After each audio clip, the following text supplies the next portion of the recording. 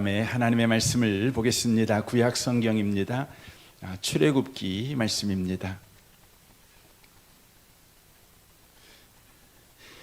출애굽기 32장입니다.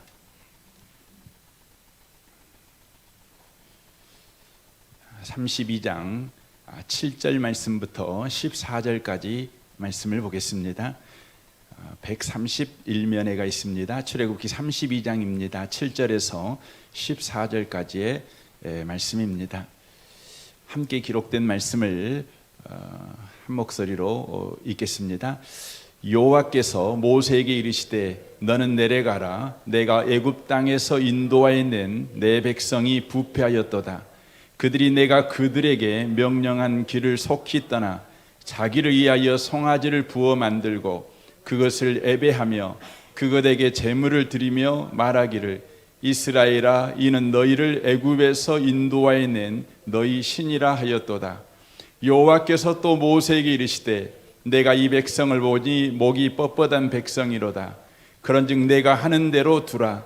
내가 그들에게 진노하여 그들을 진멸하고 너를 큰 나라가 되게 하리라. 모세가 그의 하나님 여호와께 구하여 이르되 여호와여 어찌하여 그 큰 권능과 강한 손으로 애굽 땅에서 인도하여 내신 주의 백성에게 진노하시나이까? 어찌하여 애굽 사람들이 이르기를 여호와가 자기 백성을 산에서 죽이고 지면에서 진멸하려는 악한 의도로 인도해 내었다고 말하게 하시려 하나이까? 주의 맹렬한 노를 그치시고 뜻을 돌이키사 주의 백성에게 이 화를 내리지 마옵소서. 주의 종 아브라함과 이삭과 이스라엘을 기억하소서. 주께서 그들을 위하여 주를 가리켜 맹세하여 이르시기를 내가 너희의 자손을 하늘의 별처럼 많게 하고 내가 허락한 이 온 땅을 너희의 자손에게 주어 영원한 기업이 되게 하리라 하셨나이다. 하나님께서 여호와께서 뜻을 돌이키사 말씀하신 화를 그 백성에게 내리지 아니하시니라. 아멘. 이 밤에 함께 예배하는 모든 분들 가운데 이 말씀의 축복이 함께 하시기를 주님의 이름으로 축원합니다. 우리가 오늘 읽었던 이 본문 말씀에서 우리는 연거푸 놀라운 이야기를 접하게 됩니다. 먼저 우리에게 놀라운 것은 이스라엘의 우상 숭배를 보고 진노하시는 하나님 앞을 가로막고 선 모세 이야기입니다. 어떻게 인간이 하나님 앞을 가로막을 수 있는가? 이 생각이 우리 가운데 들어집니다. 두 번째로 놀라운 것은 모세가 하나님 앞을 가로막았지만 모세가 죽지 않았습니다. 도리어 하나님께서 뜻을 돌이키셨다고 성경은 말씀합니다. 14절입니다. 여호와께서 뜻을 돌이키사 말씀하신 화를 그 백성에게 내리지 아니하시니라라고 말씀합니다. 어떻게 인간이 신을 가로막고 죽지 않을 뿐만 아니라 그 뜻을 돌이키게 할 수 있는가? 참 놀라운 이야기가 오늘 본문에 기록이 되어져 있습니다. 먼저 우리가 살펴볼 것은 인간인 모세가 하나님 앞을 가로막았습니다. 가로막을 수 있는 것입니까? 가로막아도 되는 것입니까? 아니죠. 가로막을 수 없는 것이죠. 우리는 마태복음 16장 21절에 보면 예수께서 이렇게 행하신 이야기가 기록되어 있는 것을 보게 됩니다. 그때로부터 예수 그리스도께서 자기가 예루살렘에 올라가 장로들과 대제사장들과 서기관들에게 많은 고난을 받고 죽임을 당하고 제3일에 살아나야 할 것을 제자들에게 비로소 나타내시니 베드로가 예수를 붙들고 항변하 이르되 주여 그리 마옵소서 이 일이 결코 주께 미치지 아니하리이다라고 말합니다. 예수께서 이제 예루살렘에 올라가서 온 인류의 죄를 짊어지고 십자가에 죽으셔서 하나님의 구원 사역을 완성해야 되겠다고 말씀할 때에 베드로가 예수님 가는 길을 가로막았습니다. 그때 예수님께서 예수님의 가는 길을 가로막는 베드로를 향해서 이렇게 말씀합니다. 예수께서 돌이키시고 베드로에게 이르시되 사탄아 내 뒤로 물러가라 너는 나를 넘어지게 하는 자로다 라고 말합니다. 예수님 앞을 가로막고 있는 베드로에게 주님은 사탄이라고 이야기하고 있습니다. 베드로가 사탄은 아니지요. 그럼에도 불구하고 주님 앞을 가로막는 것은 사탄이 하는 행동이라는 것을 말해주고 있다는 것이죠. 이것은 베드로가 지금 사단에게 완전히 장악되어서 사단의 조종을 받고 있기 때문에 예수께서 가시는 길을 그가 막고 있다고 예수께서 말씀하고 있는 것입니다. 그렇다면 지금 모세가 하나님의 뜻을 가로막고 있습니다. 온 이스라엘 백성을 내가 멸망시켜버리고 너를 통해서 내가 큰 민족을 이루겠다, 이렇게 하나님이 뜻을 정하시고 그 뜻을 이루시기 위해서 이제 앞으로 나아가고 계시는데 그 하나님을 지금 모세가 가로막고 있는 것입니다. 사탄의 짓 아니겠습니까? 하지만 오늘 우리가 본문을 읽어보면 모세가 하나님 앞을 가로막고 있는 것이 사단의 짓이 아니라 바로 하나님의 뜻인 것을 우리가 알 수가 있습니다. 17절부터 다시 한번 보겠습니다. 여호와께서 모세에게 이르시되 너는 내려가라. 내가 애굽 땅에서 인도하여 낸 내 백성이 부패하였도다. 그들이 내가 그들에게 명령한 길을 속히 떠나 자기를 위하여 송아지를 부어 만들고 그것을 애배하며 그것에게 제물을 드리며 말하기를 이스라엘아, 이는 너희를 애굽 땅에서 인도하여 낸 너희 신이라 하였도다라고 말합니다. 여기에 보면 하나님께서 이스라엘 백성을 하나님의 백성이라고 칭하지 않고 모세의 백성이라고 칭하고 있습니다.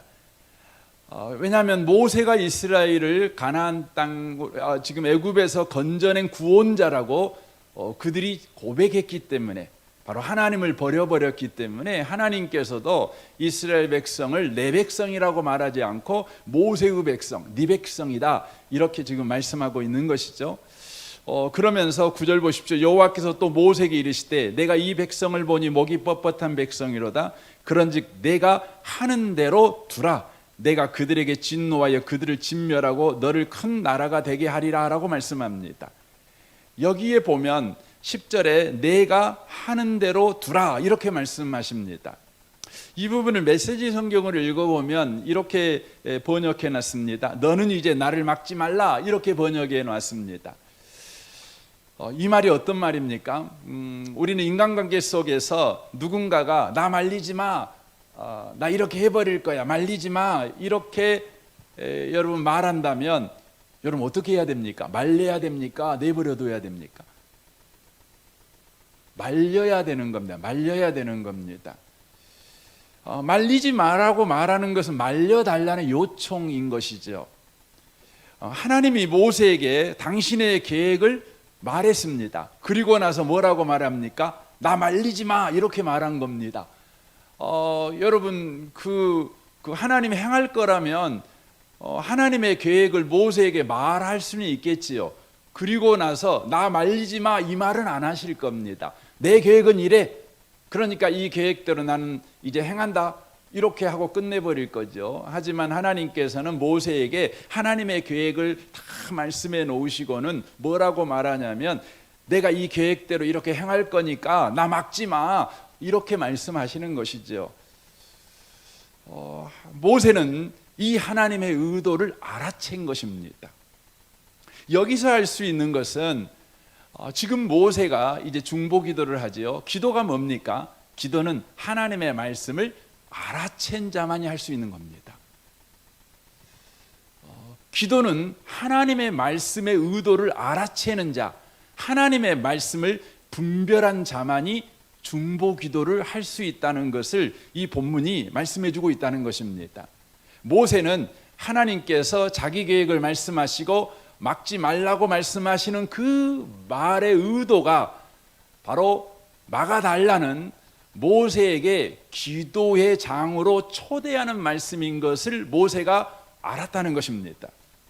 그러므로 모세는 하나님 앞에 바로 나아가서 기도합니다. 곧 하나님 앞을 가로막고 하나님으로 더 이상 앞으로 그 계획대로 하지 못하도록 막아서고 있다는 것이죠. 이 밤에 오신 복 있는 성도 여러분, 우리는 하나님의 뜻을 가로막는 사탄 짓을 해서는 안 됩니다. 하지만 하나님의 뜻을 분별하여 바로 하나님 앞에 가로막고 선 자의 삶 또한 살아가야 합니다. 내 뜻을 쫓아서 하나님의 뜻을 막는 자가 돼서는 안 되겠지요. 하지만 하나님의 의도를 쫓아 하나님 앞을 가로막는 분별력을 가진 저와 여러분이 되셔야 된다고 하는 것입니다. 모세는 하나님 앞을 가로막았습니다. 그런데 하나님 앞을 가로막는 모세를 볼 때 하나님의 의도를 알아챘기 때문에 하나님 앞을 가로막았지만, 모세의 입장에서 보면 모세는 하나님 앞을 가로막을 하던 이유가 없었습니다. 32장 10절을 보겠습니다. 그런즉 내가 하는 대로 두라. 내가 그들에게 진노하여 그들을 진멸하고 너를 큰 나라가 되게 하리라 라고 말씀합니다. 하나님의 뜻이 분명하게 나오는데, 하나는 뭡니까? 이스라엘 백성을 진멸해 버리겠다는 것입니다. 그리고 또 하나의 계획을 말씀하지요. 그건 무슨 계획입니까? 바로 너를 큰 나라가 되게 하겠다. 너를 조상으로 한 큰 나라, 큰 민족을 이루겠다. 노아와 같이요, 모든 인류를 다 심판해 버리시고 노아를 통해서 제2의 바로 인류를 시작하게 하신 것 같이, 내가 아브라함으로 시작된 이 민족을 끝내버리고 이제 너를 모세 너를 아브라함과 같이 내가 너를 세우겠다, 이렇게 말씀합니다.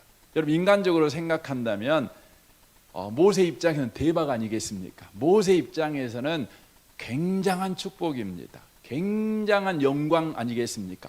자기신을 아브라함의 바로 지위와 아브라함의 역할을 하게 해주겠다. 대단한 거 아니겠습니까? 그런데 여러분, 그 말씀이 너무 좋지 않겠습니까? 이스라엘 백성을 멸망하고 멸망시켜버리고 나를 영광스럽게 만들어주겠다. 여러분, 이스라엘 백성들이 모세에게 행한 일을 저와 여러분은 잘 알고 있습니다. 모세가 이제 80 나이가 돼가지고 애굽에 내려가가지고 이스라엘 백성을 이제 건져내는 일을 하지요. 가장 먼저 하나님께서 모세를 통해 10가지 재앙을 내리지 않습니까? 그런데 10가지 재앙을 내릴 때부터 이스라엘 백성은 모세에게 상처 주는 행동을 했습니다. 물론 이스라엘 백성의 입장에서 보면 모세에게 상처를 줄만 합니다. 하지만 모세의 입장에서 보면 모세도 상처가 됩니다. 모세가 하나님을 통해서 기적을 행하자 이 바로의 마음이 더 완악해져 가지고 어떻게 합니까? 노동의 강도가 훨씬 더 강해져 버립니다. 이로 인하여서 이스라엘 백성은 모세를 원망하지요. 하지만 모세 입장에서도 억울한 거 아니겠습니까? 이스라엘 백성을 애굽에서 건져내기 위해서 지금 하고 있는데, 그 높은 뜻을 이해하지 못하는 어리석은 이스라엘 백성이 노동의 강도가 강해졌다고 해서 자신을 멸시하고 자신을 공격하는 태도를 취할 때 얼마나 상처가 됐겠습니까? 드디어 하나님께서 이스라엘 백성을 애굽에서 구원하십니다.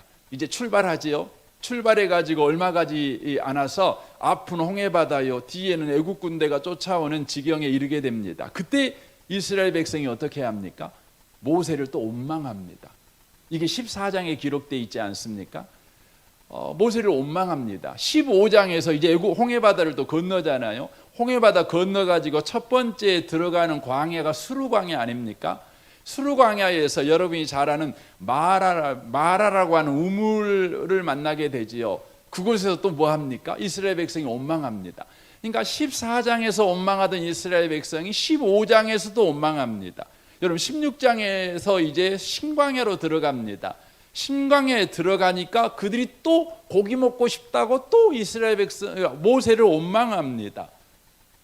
17장에서는 어떻게 합니까? 느비딤에 가갖고 또 물 때문에 모세를 원망하고 비난합니다. 심지어 돌을 들어가지고 모세를 죽이려고까지 합니다.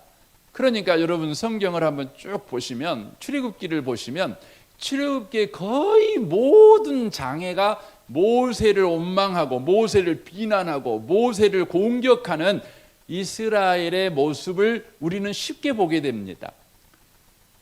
여러분, 모세는 이스라엘을 인도하는 사람 아닙니까? 월급받고 인도하는 것도 아니고, 모세가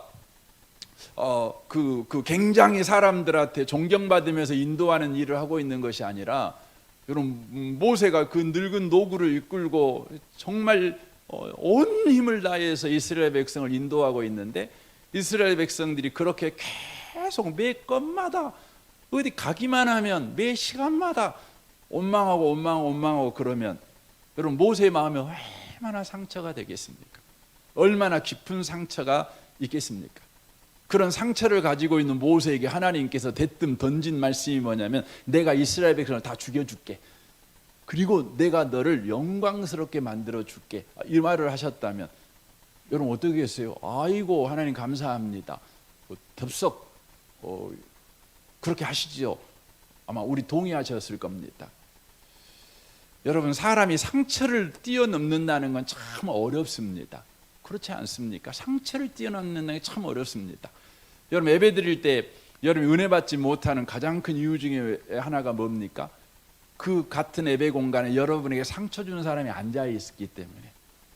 하나님이 역사하고 계시지만 하나님도 은혜를 주실 수 없는 상황이 뭐냐면, 상처받은 사람이 여러분과 함께 예배드린다는 그것 때문에 하나님이 여러분에게 은혜를 주지만 여러분이 은혜를 자발적으로 거부해 버립니다. 이게 쉬운 일이 아닙니다. 상처를 뛰어넘어서 우리가 두 팔 벌려 은혜를 받아들이고 또 그리스도인의 삶을 살아낸다는 것이 참 어렵습니다. 여러분, 사울의 둘째 딸 이름이 뭡니까? 미갈이라는 공주 아닙니까? 공주죠. 그런데 이 미갈이 정말 사랑했던 사람이 있습니다. 그 사람이 누굽니까? 다윗입니다. 다윗을 정말 사랑했습니다. 아버지가 미쳐서 다윗을 죽이려고 할 때도 그는 자기 목숨을 내걸고 사랑하는 남자인 다윗을 도망가도록 도와줬던 사람입니다. 하지만 이 미갈이 다윗이 10년 동안 광야에서 도망다니고 있었을 때 아버지가 딴 남자한테 시집 보내버리잖아요. 그리고 다윗이 이제 이스라엘의 왕으로 올라온 이후에 또 잘 살고 있는 그 미갈을 다윗이 데리고 와 버립니다. 어쨌든 이 미갈이라는 여자는 아버지 때문에 상처가 많고 또 다윗 때문에도 상처를 받았어요. 분명히 미갈은 다윗을 사랑하는 여자입니다. 그럼에도 불구하고 상처가 있었어요. 그런데 이제 블레셋에 빼앗겼던 법궤가 예루살렘에 돌아오는 일이 일어나잖아요. 얼마나 귀한 겁니까? 그 하나님의 은혜의 상징, 하나님의 임재의 상징인 법궤가 돌아오는 것입니다. 이걸 보고 다윗이 너무 기뻐서 그 앞에서 춤을 추잖아요. 그런데 그 춤추는 다윗을 보고 못마땅해 여기죠.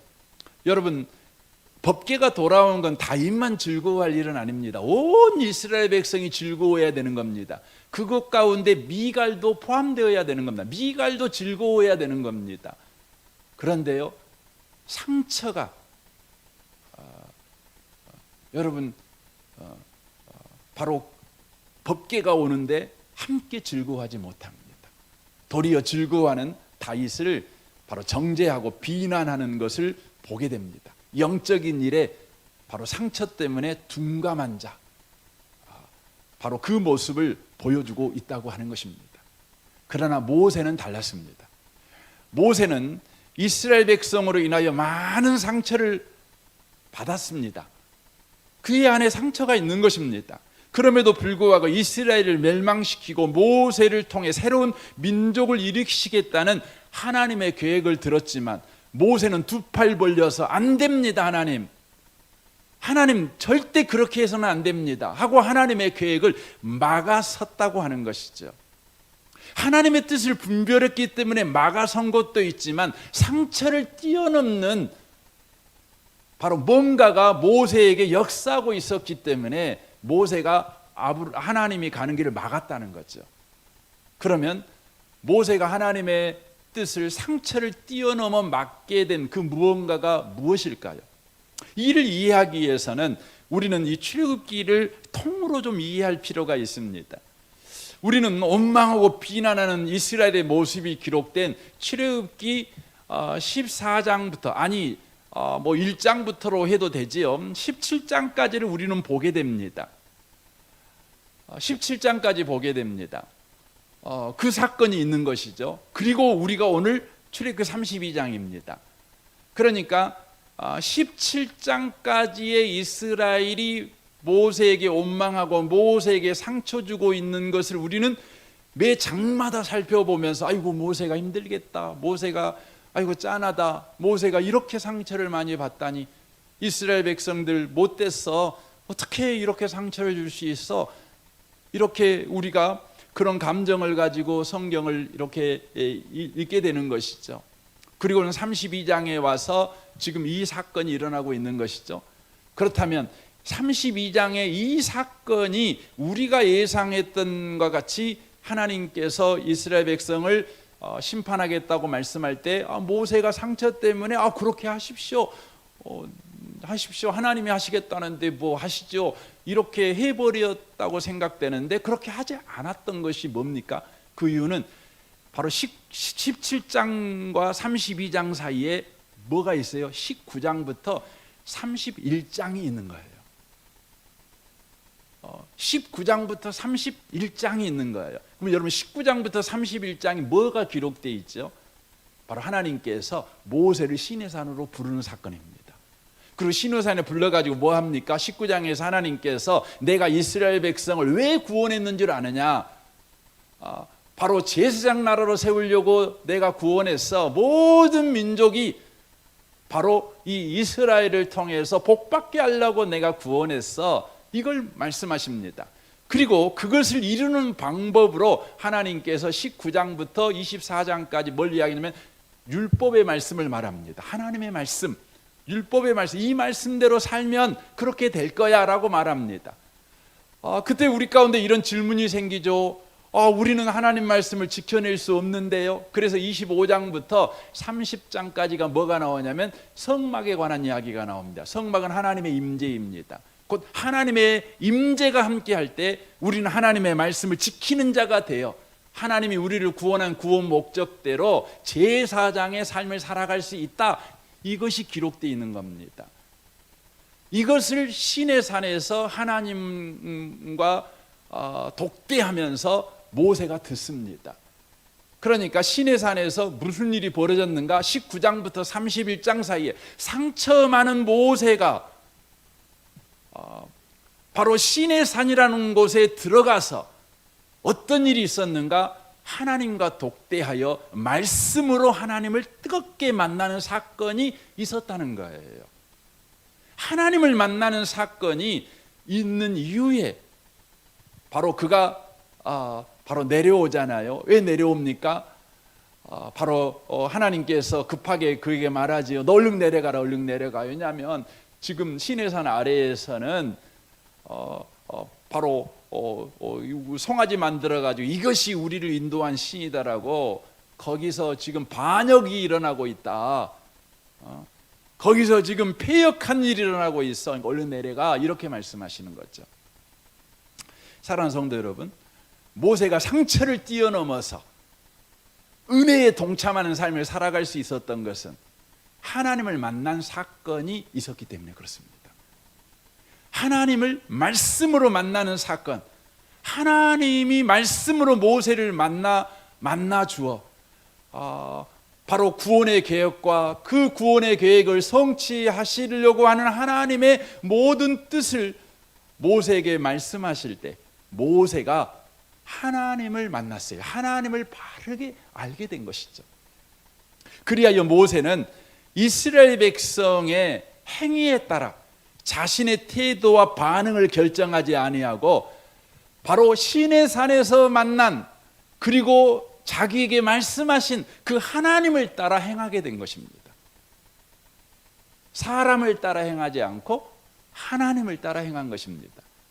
이것을 우리 신약적인 표현으로 말하면 뭐냐면 성령을 쫓아 행한 것입니다. 갈라디아서 5장 16절에 그래서 이렇게 돼 있죠. 내가 이르노니 너희는 성령을 따라 행하라. 그리하면 육체의 욕심을 이루지 아니하니라라고 돼 있습니다. 여러분, 육체의 욕심이 뭡니까? 사람 따라가는 겁니다. 사람 따라가는 겁니다. 나를 따라가든 내 이웃을 따라가든 나를 상처 준 사람의 바로 반응으로 따라가든 어쨌든 사람 따라가는 것입니다. 이게 육체의 욕심을 이루는 것입니다. 육체의 소욕은 성령을 거스리고 성령은 육체를 거스리나 이 둘이 서로 대적함으로 너희가 원하는 걸 하지 못하게 하려 함이라. 너희가 만일 성령의 인도하가 되면 율법 아래 있지 아니하니라. 그렇게 말씀합니다. 성령 아래 있으면 바로 하나님을 따라 살아가면, 내가 만난 하나님을 따라 살아가면, 말씀하신 하나님을 따라 살아가면 어떻게 됩니까? 율법 아래 있지 않는데, 율법이라는 게 뭐죠? 율법이라는 것은 잘했자 못했다, 시시비비를 가르는 게 율법입니다. 그러니까 사람을 볼 때에 시시비비를 늘 가려요. 잘한 놈은 벌 받고, 못한 놈은 죄송합니다. 잘한 사람은 복 받고, 못했으면 저주 받고, 이게 율법으로 판단하는 것이죠. 그러니까 모세가 하나님을 만나지 못했고 하나님을 쫓아가지 않았다면 이스라엘 백성을 향해서 하나님께서 저것들 진멸해 버릴 거야 라고 말할 때 모세가 박수를 치며, 그렇습니다, 하나님은 공의의 하나님이십니다, 그러므로 잘못한 놈한테는 벌 주는 게 당연하지요, 그렇게 하셔야지요 하고 하나님을 응원했을 것입니다. 그런데 성령의 인도를 따라가니까 율법 아래 있지 않아요. 사람을 볼 때 시시비비를 가리지 않는 거죠. 어떻게 보지요? 22절 보십시오. 오직 성령의 열매는, 즉 성령의 인도를 따라가는 사람들의 열매, 그 행동은 어떻게 되느냐? 사랑과 희락과 화평과 오래 참음과 자비와 양성과 충성과 온유와 절제니 이 같은 것을 금지할 법이 없느니라라고 말씀합니다. 이렇게 산다는 거죠. 사랑으로 반응하게 된다는 것이죠. 희락과 화평, 오래 참은 자비, 양성, 충성, 온유, 절제로 반응하게 된다는 것이죠. 그리스도 예수의 사람들은 육체와 함께 그 정욕과 탐심을 십자가에 못 박았느니라. 왜 그렇게 반응하냐면 바로 예수의 사람은 육체와 함께 그 정욕과 탐심을 십자가에 못 박아 버렸기 때문이라고 말씀합니다. 만일 우리가 성령으로 살면 또한 성령으로 행할지니 헛된 영광을 구하여 서로 노하게 하거나 서로 투기하지 말지니라 라고 말씀합니다.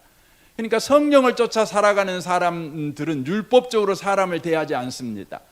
율법적으로 사람을 대함으로 말미암아서 헛된 영광을 구하지 않는다는 겁니다. 그러니까 모세에게 하나님께서 이스라엘 백성이 죽을 짓 했으니까 내가 죽여버릴게, 그리고 너를 통해서 큰 민족 이룰게, 이렇게 말을 할 때 모세가 어떻게 했냐면 율법으로 대하지 않습니다. 그리고 헛된 영광을 구하지 않았습니다. 이걸 말하는 거예요. 성령을 쫓아 살아갈 때. 그래서 그가 헛된 영광을 구하지 않습니다. 그 헛된 영광을 구하지 않는 게 뭐냐? 모세의 중보기도 내용입니다. 11절부터 보겠습니다. 모세가 그의 하나님 여호와께 구하여 이르되 여호와여 어찌하여 그 큰 권능과 강한 손으로 애굽 땅에서 인도하여 내신 주의 백성에게 진노하시나이까? 어찌하여 애굽 사람들이 이르기를 여호와가 자기의 백성을 산에서 죽이고 진멸하여 지면에서 진멸하는 악한 의도로 인도하여 내었다고 말하게 하리이까? 주의 맹렬한 노를 그치고 주의 뜻을 돌이키사 주의 백성에게 이 화를 내리지 마옵소서라고 말합니다. 여기에 보면 어찌하여 이렇게 두 번이나 연거푸 이야기하죠. 여호와여 어찌하여, 이 말은 무슨 의미의 말입니까? 한마디로 말하면 하나님, 그렇게 하면 하나님답지가 않습니다, 이 말이에요. 하나님은 하나님다움을 지켜주세요. 하나님이 이스라엘 백성을 진멸해 버린다는 것은 하나님다움이 아닙니다. 13절부터 보시죠. 주의 종 아브라함과 이삭과 야곱 이스라엘을 기억하옵소서. 주께서 그들을 위하여 주를 가르쳐 맹세하여 이르기를 내가 너희의 자손을 하늘의 별처럼 많게 하고 내 허락한 이 온 땅을 너희의 자손에게 주어 영원한 기업이 되리라 하셨나이다. 하나님다움은 어떤 것인 줄 아십니까? 하나님다움은 아브라함에게 행하듯 이삭에게 행하듯 이 야곱에게 행하듯 행하는 것입니다. 아브라함이 현재 패역한 이스라엘 백성과 비교해서 좀 나은 자들이었습니까? 이삭과 비교해서 더 못된 자들입니까? 야곱에 비해서 더 못된 자들입니까? 그렇지 않지 않습니까? 하나님은 아브라함에게, 이삭에게, 야곱에게 그들이 행한 대로 행하지 아니하고 하나님이 하나님다움으로 행하셨으므로 그들이 바로 이스라엘의 조상들이 되었고 믿음의 조상이 되었고 약속을 받은 자들이 되었고 그리고 그 약속을 이어받은 후손들인 이 이스라엘 백성들이 지금 나오지 않았습니까? 지금 이 말을 하는 것입니다. 그러니까 이 말을 더 쉽게 표현하면 이 말입니다. 하나님, 당신의 영광을 지키십시오. 이 표현입니다. 하나님, 당신의 영광을 지키십시오. 여러분, 영광이라는 게 뭡니까? 영광이라고 하는 것은 하나님이 하나님다움을 지키는 것이 하나님의 영광이에요. 우리는 보통 그 하나님께 영광 돌리며 삽시다 이렇게 표현을 할 때에 우리가 성경적으로 그 언어를 쓰는 것이 아니라 내 생각대로 그 언어를 쓰는 것입니다. 성경에 먹든지 마시든지 무엇이든지 다 하나님의 영광을 위해 하라 이렇게 돼 있잖아요. 그 말이 무슨 의미의 말입니까? 그 말은 먹을 때든지 마실 때든지 무엇을 하든지 우리가 먹는 것 보면 아, 하나님이 그런 분이시구나 이렇게 알게 먹으라는 거예요. 우리 뭐 밥 먹고 있으면 딱 보면 아이고 돼지 같네. 우리 뭐 밥 먹고 있으면 돼지가 생각나면 하나님께 영광 돌리는 게 아니에요. 우리 밥 먹는 것 보면 품위가 넘쳐가지고 아이고 예수 믿는 사람은 밥 먹는 것도 달라 이러는 거죠. 옷 입는 것도 그러죠. 옷 입는 것 보면은 아이고 저 뒷골목에서 뭐 한 사람이냐 이렇게 보이면 안 돼요. 영광을 위해 보인다는 말은 비싼 옷을 입었다는 의미가 아니에요. 왕복을 입었다는 의미가 아니라 우리가 옷을 입는 것 보면 아이고 예수 믿는 사람들이네. 아이고 예수 믿는 사람은 옷 입는 것도 달라 이런 거죠. 이게 영광 돌린다는 것입니다. 그러니까 지금 이 모세가 하나님 앞에 구하고 있는 것은 율법적으로 지금 구하고 있거나 헛된 영광을 구하고 있는 것이 아니라 하나님의 영광을 구하고 있다는 거예요. 하나님의 영광을 하나님은 하나님다움을 지켜주십시오. 하나님은 다움은 이스라엘을 진멸하는 것이 아니라 이스라엘을 구원하는 것 아닙니까? 악하다 그래갖고 망하게 하는 것이 하나님다움이 아니라 아브라함도 얼마나 나쁜 짓 많이 해서 그래도 건지시고 구원해 주시고 사랑해 주신 거 아닙니까? 그것이 하나님다움 아닙니까? 하나님다움을 지켜주십시오 라고 구하는 것입니다. 여러분, 저와 여러분이 하나님 앞에 기도할 때 우리의 영광을 위해서 구하는 것이 아니라 하나님의 영광을 위해서 구할 줄 알으셔야 됩니다. 왜 우리가 복받아야 됩니까? 그것이 하나님다움이니까요. 왜 그게 하나님다움입니까? 우리는 민수기 6장에서 잘 알잖아요. 하나님은 우리의 얼굴을 들어서 뭐 하기를 원하셔요? 은혜 베푸시기를 원하시고 복 주시기를 원하셔요. 그러니까 하나님은 하나님다움이 뭐냐면 복 주시는 거예요. 은혜 주시는 거예요. 이게 하나님다움이에요. 그래서 여러분과 제가 하나님 앞에 나오지요. 우리가 못된 행동을 하고 도저히 우리 스스로가 우리 자신을 판단할 때는 하나님 앞에 나아가서 은혜를 구할 만한 자격이 없는 거예요. 그럼에도 불구하고 우리가 예수 이름을 힘입어 갖고 한 은혜의 보좌 앞에 담대히 나아가지 않습니까? 때를 따라 돕는 은혜 주세요 라고 우리가 구합니다. 왜 구할 수 있습니까? 그것이 곧 하나님의 영광을 구하는 기도이니까요. 저는 이 밤에 오신 복 있는 분들이 하나님의 영광을 위한 열심에 사로잡힌 기도자들이 꼭 되시길 바랍니다. 중요합니다. 다니엘도 그렇게 기도했습니다. 다니엘 9장 15절을 보십시오. 강한 손으로 주의 백성을 애굽 땅에서 인도하여 내시고 오늘과 같이 명생을 얻으신 우리 주 하나님이여 우리는 범죄하였고 악을 행하였나이다. 주여 구하옵나니 주는 주의 공의를 따라 주의 분노를 주의 성 예루살렘 주의 거룩한 산에서 떠나게 하옵소서. 그는 우리의 죄와 우리의 조상들의 죄악으로 말미암아 예루살렘과 주의 백성이 사면에 있는 자들에게 수치를 당함이니이다. 그러하온즉 우리 하나님이여 지금 주의 종의 기도와 간구를 들으시고 주를 위하여, 굉장히 놀라운 기도입니다. 주를 위하여 주의 얼굴빛을 주의 황폐한 성읍에 비추소서라고 말합니다. 주를 위하여라는 말은 주님은 그런 분 아닙니까? 주님이 주님다움을 드러내십시오. 주님은 주의 영광을 친히 지키십시오. 지금 이런 기도를 하는 것이죠.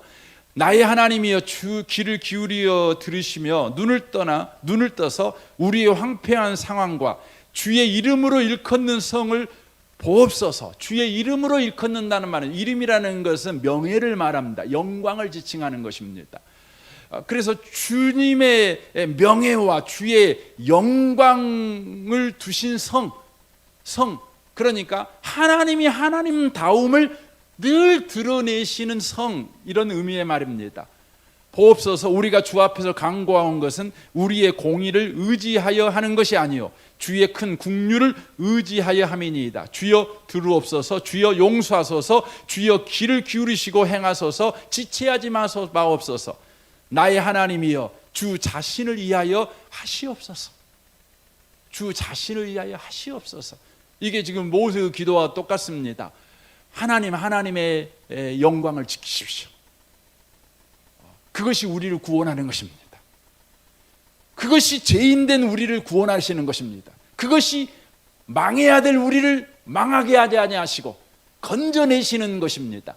이것이 주 자신을 이해하시는 것이요 주 이름을 이해하는 것입니다 라고 말하는 것이죠. 이는 주의 성과 주의 백성이 주의 이름으로 일컬은 바 됨이니이다 라고 되어 있습니다. 주의 성과 주의 백성이 주의 이름으로 일컬었다, 이 말은 무슨 의미의 말입니까? 주님이 주님다움을 주의 성 예루살렘과 주의 백성 곧 이스라엘에게다가 딱 두셨어요. 그래서 세계 어떤 사람들도 예루살렘과 이스라엘 백성을 딱 보고 있으면 하나님이 누구이신지를 알 수가 있는 거예요. 그래서 예루살렘이 망하게 되면 하나님은 죄 지으면 망하게 만든 하나님이네, 이렇게 이해하게 돼 있어요. 죄임에도 구원하시는 하나님을 보면 그들은 뭐라고 말합니까? 세계 사람들이 하나님은 은혜 베풀어 주신 하나님이네, 이렇게 말한다는 것이죠. 사랑하는 성도 여러분, 하나님은 저와 여러분의 입술을 통해, 아니 이 지구상의 모든 사람들을 통해서 하나님은 은혜 베풀어 주신 하나님이십니다 라고 일컬음을 받기를 원하십니다. 여러분, 이걸 놓치시면 안 된다는 것이죠. 그래서 예수님께서 우리에게 가르쳐 준 기도도 그 내용을 바로 가장 중요하게 다루고 있습니다. 마태복음 6장 9절입니다. 그러므로 너희는 이렇게 기도하라. 하늘에 계신 우리 아버지여, 이름이 거룩히 여김을 받으시오며 나라가 임하시오며 뜻이 하늘에서 이룬 것 같이 땅에서도 이루어지이다라고 되어 있습니다. 우리 아버지여, 이름이 거룩히 여김을 받으시옵소서. 하나님의 이름이 더럽혀지지 않기를 원합니다. 하나님이 항상 하나님다우시며 하나님이 항상 하나님다운 행위를 하기를 원하십니다. 이런 기도를 하라고 요구하고 있는 것입니다. 하나님은 하나님다움을 지키시는데 열심을 가지고 계신 분이십니다. 모세는 이 부분을 이해한 것입니다. 하나님은 하나님다움을 지키시는 일에 열심히 있으신 분이셔요. 그래서 모세에게 호렙산에서 그를 부를 때 하나님이 하나님 자신을 누구라고 소개하십니까? 출애굽기 3장 14절입니다. 하나님이 모세에게 이르시되 나는 스스로 있는 자 아니라 또 이르시되 너는 이스라엘 자손에게 이같이 이르기를 스스로 있는 자가 나를 너희에게 보내셨다 하라. 하나님이 또 모세에게 이르시되 너는 이스라엘 자손에게 이같이 이르기를 너희 조상의 하나님 곧 여호와 곧 아브라함의 하나님, 이삭의 하나님, 야곱의 하나님께서 나를 너희에게 보내셨다 하라. 이는 나의 영원한 이름이요 대대로 기억할 나의 칭언이라라고 말씀합니다. 스스로 있는 자, 무슨 뜻입니까? 스스로 있는 자는 절대 하나님됨을 포기하지 않으시는 하나님, 그 말이에요. 그래서 아브라함이 얼마나 하나님 속썩했어요. 하나님을 긴장하게 만들고 그랬습니까? 그럼에도 불구하고 하나님은 아브라함의 행위대로 대하지 아니하시고 하나님됨을 포기하지 아니하시고 아브라함을 대하셨어요. 이 밤에 오신 복 있는 성도 여러분, 저와 여러분이 구원받게 된 이유가 뭡니까? 하나님이 하나님다움을 포기하지 않으셨기 때문에 그렇습니다. 이 하나님을 저와 여러분이 찬양하며 높이셔야 된다는 것입니다. 하나님은 어떤 경우에도 하나님이 하나님다움을 포기하지 않으십니다. 그래서 이스라엘 백성이 애굽에서 구원받은 이유가 무엇입니까? 하나님이 하나님다움을 포기하지 않으셨기 때문에. 계시록 에스겔 20장 9절에 그걸 기록되어 있죠. 그들이 내게 반역하여 내 말을 즐겨 듣지 아니하고 그들의 눈을 끄는 바 가능한 것을 각기 버리지 아니하며 애굽의 우상들을 떠나지 아니하므로 내가 말하기를 내가 애굽 땅에서 그들에게 나의 분노를 쏟으며 그들에게 진노를 이루리라 하였노라. 그러나 내가 그들이 거주한 이방인의 눈앞에서 그들에게 나타나 그들을 애굽 땅에서 인도하여 내었나니 이는 내 이름을 위함이라 라고 돼 있어요. 이스라엘 백성이 430년 동안 애굽 땅에 있었을 때 그들이 아브라함에게 주신 하나님의 약속을 붙잡고 하나님을 향한 여호와 신앙을 가지고 그들이 그 고난을 이겨낸 게 아니에요.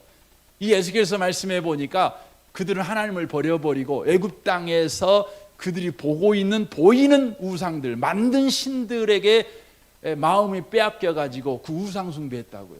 근데 우리 하나님이 저것들 다 멸망시켜 버려야지 이렇게 마음 먹었다가도 그렇게 안 하셨다는 거예요. 왜 안 하셨어요? 그것은 하나님이 하나님다움을 버리시는 것이니까.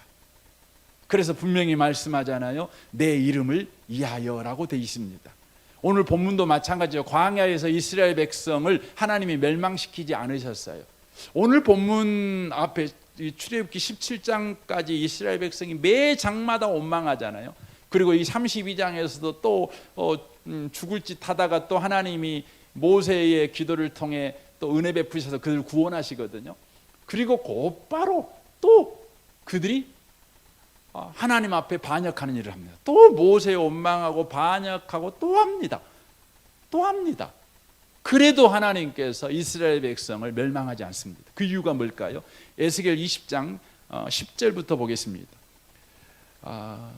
그러므로 내가 그들을 애굽 땅에서 나와서 광야에 이르게 하고 사람이 준비하면 그로 말미암아 삶을 얻을 내 율례를 주며 내 규례를 알게 하였고 또 내가 그들을 거룩하게 하는 여호와인 줄 알게 하려고 내 안식일을 주어 그들과 나 사이에 표징을 삼았노라. 그러나 이스라엘 족속이 광야에서 내게 반역하여 사람이 준행하면 그로 말미암아 삶을 얻을 나의 율례를 준행하지 아니하며 나의 규례를 멸시하고 나의 안식일을 크게 더럽혔으므로 내가 이르기를 내가 내 분노를 광야에서 그들에게 쏟아 멸하리라 하였으나 내가 내 이름을 위하여 달리 행하였나니 내가 그들을 인도하여 내는 것을 본 나라들 앞에서 내 이름을 더럽히지 아니하려 하였음이로다 라고 말씀합니다.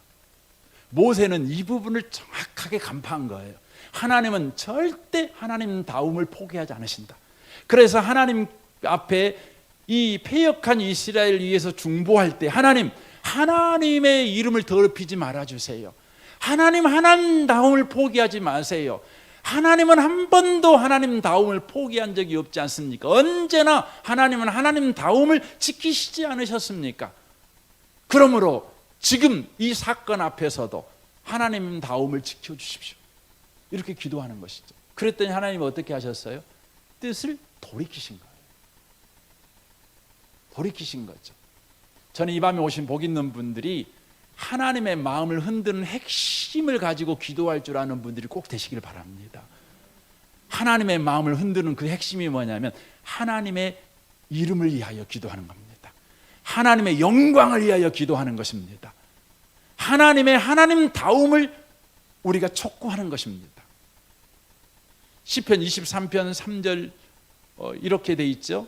내 영혼을 소생시키시고 자기 이름을 위하여 의의 길로 인도하시는도다. 우리를 내 의의 길로 인도하신다고요? 자기 이름을 위하여요. 내가 사망의 음침한 골짜기로 다닐지라도 해를 두려워하지 않는 것은 주께서 나와 함께 하심이라 주의 지팡이와 막대기가 나를 안위하시나이다 라고 말씀하고 있습니다.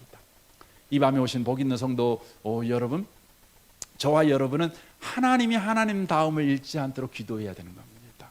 그렇다면 하나님이 하나님다움이 뭡니까? 11절입니다. 보십시오. 모세가 그의 하나님이 여호와께 구하여 이르되 라고 되어 있습니다. 하나님께 구합니다. 이 구하여라는 단어가 1차적으로는 약해지다, 고통을 느끼다 라는 의미로 쓰여집니다. 그런데 오늘 이 구하다라는 이 단어가 본문에서는 달래다라는 뜻으로 쓰여지는데 이 단어가 사람을 대할 때는 달랜다는 거예요. 그런데 하나님을 대상으로 하여 이 단어가 쓰여지면 이 단어는 하나님께 국류를 구하다라는 뜻으로 쓰여집니다. 국류를 구하다예요. 여러분, 하나님이 하나님다움은 뭐냐면 국류를 베푸시는 거예요. 여러분, 국률이 뭔지를 이해해야 됩니다. 이를 이해하기 위해서는 하나님의 사랑을 이해하셔야 됩니다. 하나님의 사랑은 두 가지로 표현되어집니다. 하나는 은혜이고 또 하나는 국률입니다. 그러니까 하나님의 사랑이 표현되어지는 것이 은혜와 국률이라는 것을 우리는 기억하셔야 됩니다. 사랑은 하나님 안에 있는 이야기입니다. 그러나 그 하나님 안에 있는 사랑이 우리에게 오면 그것이 즉시 은혜와 국률이 되는 것입니다. 다시 말씀드릴까요? 하나님 안에 있는 사랑이 우리에게 오면, 표현되어지면, 우리에게 역사하면 그것이 은혜와 국률이 된다고 하는 것입니다. 여러분, 사랑이라고 하는 것은 추상적입니다. 추상적이죠. 사랑은 굉장히 추상적입니다. 그런데 그 사랑이 바로 구체화되어지는 은혜와 국률은 여러분 추상적이지 않죠. 구체적이죠. 가령 이런 것입니다. 우리가 길을 걸어가는데 거린이 동냥을 하고 있습니다. 그것을 보는 순간 우리 마음에 사랑하는 마음이 생깁니다. 그러면 저와 여러분이 어떻게 합니까?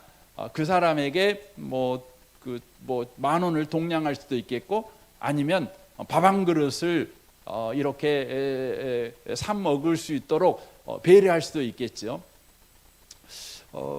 여러분 마음에 동냥하는 사람을 보면서 불쌍한 마음이 들었어요. 이건 사랑이죠, 사랑. 근데 여러분이 밥을 갖다 줘요, 돈을 줘요. 그것은 표현된 사랑입니다. 그걸 가르쳐 은혜와 국률이라고 말합니다. 은혜와 국률이라고 말을 할 수가 있습니다. 그런데 이 은혜와 국률이라는 것은 또 다른 겁니다. 하나님의 사랑은 은혜이고 국률인데, 여러분, 은혜라고 말을 할 때는 어떻게 표현하냐면 마땅히 받을 수 없는 자에게 자가 받는 것, 자격 없는 자에게 주는 것, 이게 은혜입니다. 자격 없는 자에게 주는 거예요. 그러니까 그 사람에게 이걸 받을 수 있는 자격이 없어요. 그런데 그걸 줘요. 이게 은혜이죠. 근데 국률은 뭡니까? 국률은 마땅히 받아야 될 자에게 그걸 주지 않는 거예요. 이게 국률이에요.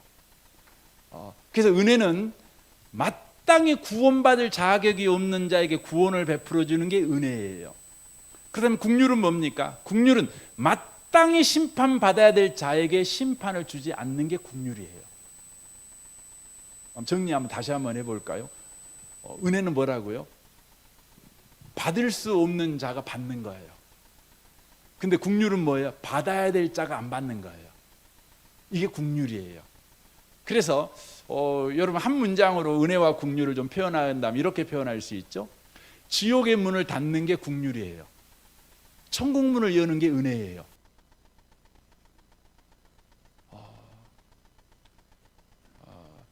심판을 여러분 넘어가게 하는 것, 즉 죽음이 넘어가게 하는 것, 그건 국률이에요. 근데 구원이 우리에게 오는 것, 이것은 은혜예요.